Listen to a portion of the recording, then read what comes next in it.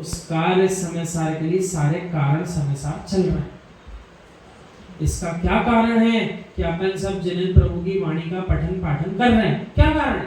कार्य समय सार जिसको दिख रहा है, भगवान बनती हुई अपनी आत्मा दिख रही है, अनंत भवों के कर्म कटते हुए घंटे भर के काल में जिसको दिख रहे हैं, उसको बुलाना नहीं पड़ेगा, उसको कहना नहीं पड़ेगा, उसको अपने कार्य समय सार रूपी सिद्ध अवस्था दिख रही है। जिसको नहीं दिख रही, कितना ही खींच कर ले आओ, रस्सी बांध के लाके दिखाओ, नहीं ला पाओ, रस्सी बांध के भी नहीं ला पाओ। वो बैठा हुआ दिखेगा लेकिन मन तो उसका कहीं और दौड़ लगाता दिखेगा। ऐसा होता है कि नहीं होता? होता है। एक वो आनंद है कि आम मिला पत्थर फेंकने पर, दूसरा आनंद वो है आम मुख में गया, और तीसरा आनंद वो है चूसने पर रस कंठ में गया। ऐसे ही प्रवचन सुनते सुनते शब्दों की चोट से आपके अंतःकरण में जो विशुद्धि का जन्म हुआ, वो आम टपका और टपकने के बाद विशुद्धि का आनंद आया, वो अलग ही आनंद है। वो आनंद किसने लिया? भगवान जिनेंद्र की वाणी का रस का आनंद किसने लिया? हमने लिया कि आपने भी लिया? सबके हाथ में आम है, अपना अपना रस चूसो, एक दूसरे के आम मत देखो। हाँ, आम किसी का बड़ा हो सकता है हाथ में, किसी का छोटा। जिसकी भावों की विशुद्धि जितनी अधिक, उसका मीठा आम उतना ही विशाल, और जिसके भावों की विशुद्धि जितनी छोटी, उसका छोटा सा आम। अब जैसी भावों की विशुद्धि हो, उतना बड़ा आम का पान कर लो। विशुद्धि के आनंद के बाद जो शुद्ध आत्मा पर लक्ष्य होता है, वो आनंद ही अलग है। शुद्ध आत्मा का परमानंद अलग है। एक बार अपने चर्चा का ऐसा विषय बना था, जैसे जीव को अभी अकेलेपन का आनंद नहीं आता, वो अकेलेपन में पागल हो रहा है, कोई है ही नहीं, किससे बात करूं, पूरा दिन निकल गया, आज तो मैंने किसी से बात ही नहीं की, पूरा दिन निकल गया, आज तो मैंने किसी के साथ भोजन ही नहीं किया, पूरा दिन निकल गया, आज तो मैं किसी के साथ भटकने निकले ही नहीं कहीं। और जिन वीतरागी श्रमणों ने परम सत्य को जान लिया, वे तो विचार कर रहे कि इतना काल भी दूसरों के बीच में क्यों निकल रहा है मेरा। चतुर्थ काल के मुनिराज समाज के बीच में जाते थे या यूं विचार करते थे, शून्य हम शून्य स्थान को ही खोजते थे, शून्य आत्मा के दर्शन करने। हाँ, पंचम काल की सहनन शक्ति को देखते हुए अब जीव को यूं विचार करना पड़ता है, संयम का पालन करना प्राथमिकता है या क्षेत्र का चुनाव करना प्राथमिकता है।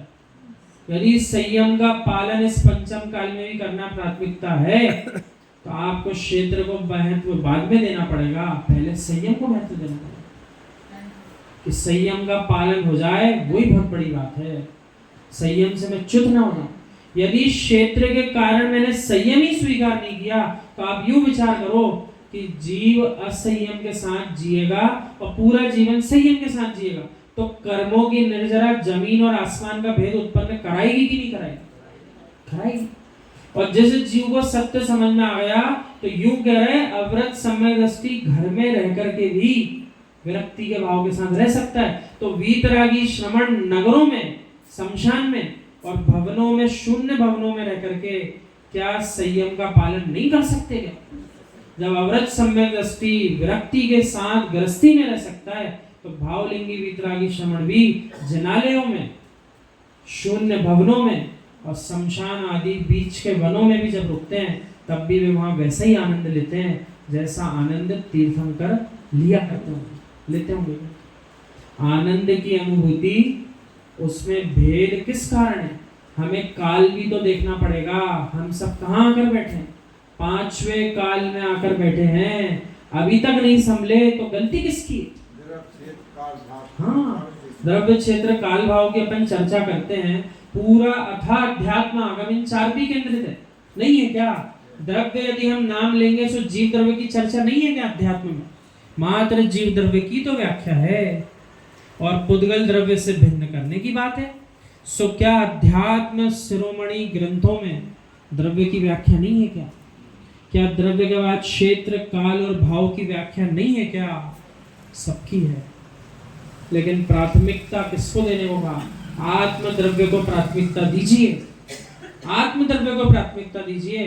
जिन्हें श्रवण के सत्य समझ में आ गया वे निर्जन स्थान पर, शून्य भवन में और शमशान में बैठ कर के भी स्वयं को ही ध्याएंगे। और वहीं किसी सामान्य ग्रस्त को अभी भेज दो, जा भैया आज की रात तुझे शमशान में निकालना है, आज की रात्रि शमशान में निकालना है। सुनते ही आनंद आएगा कि भय का माहौल प्रारंभ हो जाएगा। ये क्या बोल दिया, बोले आपने। और जिनको डर समाप्त हो गया, सातों भय जिनने छोड़ दिए, अब उनके लिए शमशान क्या कर पाए, वो भी आनंद के ही केंद्र बन पाए। शुद्धात्मा का परमानंद अलग है। हे मित्र, एक दीक्षा निर्गुण दीक्षा होती है, यानी बच्चों ने अष्टमूल गुणों की दीक्षा ली है, आज से जीवन पर्यंत मध्य मधु मास का त्याग कर दिया और 5 उदंबर फल। ये सबसे सरल परिभाषा है जिन धर्म की, अष्टमूल गुण की। और किसी के भी गृहस्थी में कोई भी बालक बालिका 8 वर्ष का पूरा हो चुका हो तो 8 वर्ष और पहले ही दिन उसको आप ये नियम अवश्य दिला देना। कौन से दिन? 8 वर्ष और पहले दिन। अंतर मुहूर्त की बात है वैसे तो, पर अपन पहला दिन बोल रहे हैं, दिन में जब भी समय मिले सबसे पहली फुर्सत में यही करना। अभी हमारी गृहस्थी में भी जो छोटा बालक है वो अभी 8 वर्ष का जैसे ही हुआ, उसका जन्म दिवस आया, सबसे पहले हमने उसकी डायरी में लिखवा दिया तो 8 चीजें तुमको करना। और अभी तक तुम्हारा पाप दूसरे को लग रहा था, आज से तुम्हारा पाप तुमको लगेगा। ये उस बालक को, बालिका को ज्ञान कराना माता पिता का, गृहस्थी के लोगों का। आज तक तुम्हारा भार हम सहन कर रहे थे, आज से तुम अपने पैर पर खड़े हो चुके हो, 8 वर्ष अंतर मुहूर्त के हो चुके हो। अब तुम्हारे अंदर सम्यक दर्शन उत्पन्न करने की योग्यता आ चुकी है।